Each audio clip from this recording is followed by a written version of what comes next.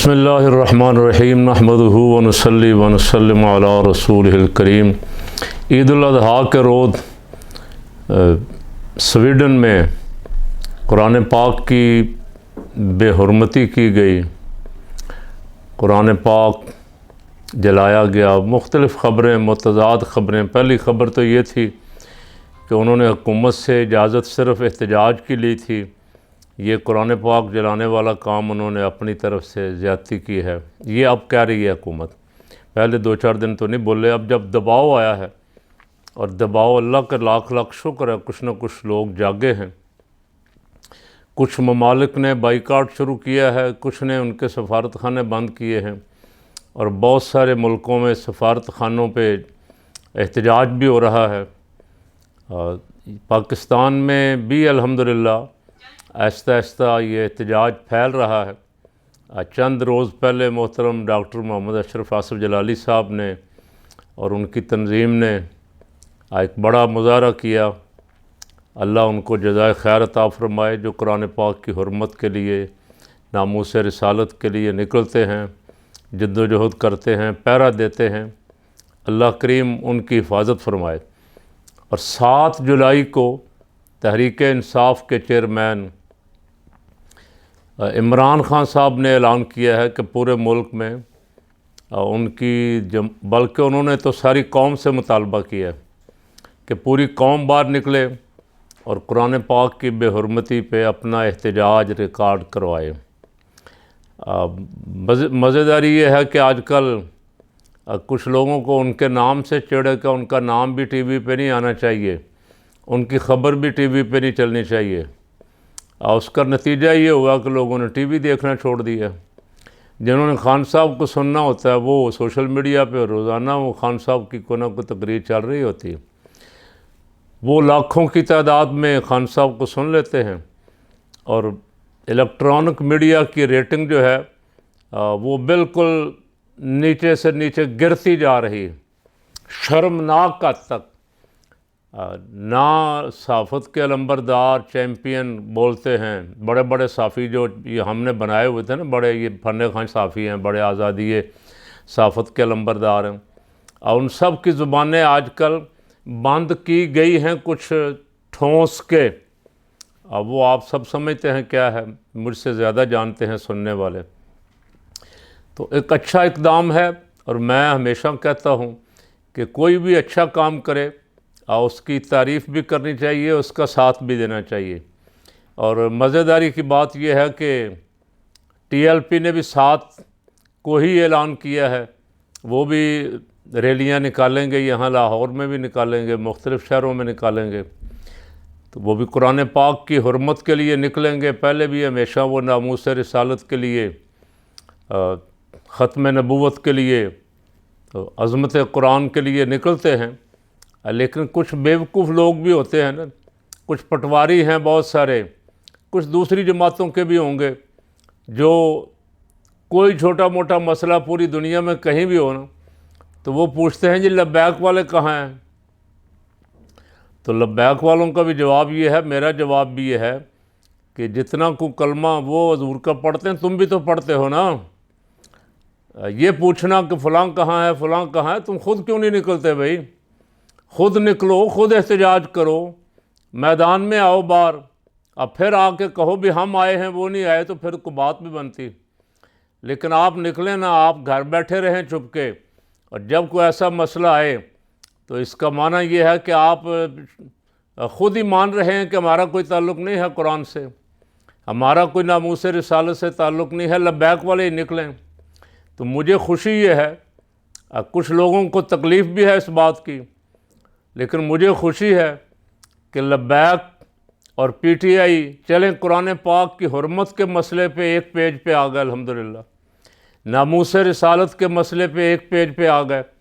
اکٹھے ہو کے نکلے۔ میں تو بڑی دیر سے کوشش بھی کر رہا ہوں، اور اگر ضرورت پیش آئی، لبیک والوں نے یا پی ٹی آئی والوں نے ضرورت محسوس کی، تو ان دونوں کو اکٹھا کرنے کا کام بھی انشاءاللہ کریں گے، اس لیے کہ اس وقت دونوں ہی مظلوم ہیں۔ ظالموں کے خلاف اکٹھے ہو کے پچھلی جو کچھ ہوا اب آپ دیکھ لیں زرداری اور شباز شریف بیٹھے ہوئے ہیں نا، ایک دوسرے کے پیٹ پھاڑ رہے تھے، ایک دوسرے کو سڑکوں پہ گھسیٹ رہے تھے، وہ تو اقتدار کے لیے اکٹھے ہو گئے، کرسی کے لیے اکٹھے ہو گئے، اور آپ نے اقتدار اور کرسی کے لیے نہیں، آپ نے ظلم کے خلاف اکٹھے ہونا، آپ نے قرآن پاک کی حرمت کے لیے اکٹھے ہونا،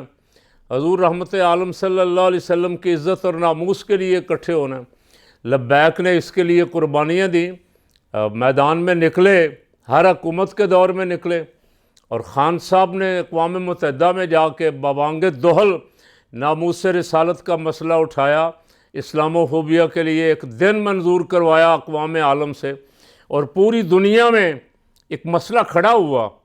حتیٰ کہ پوٹن جیسے روسی صدر نے بھی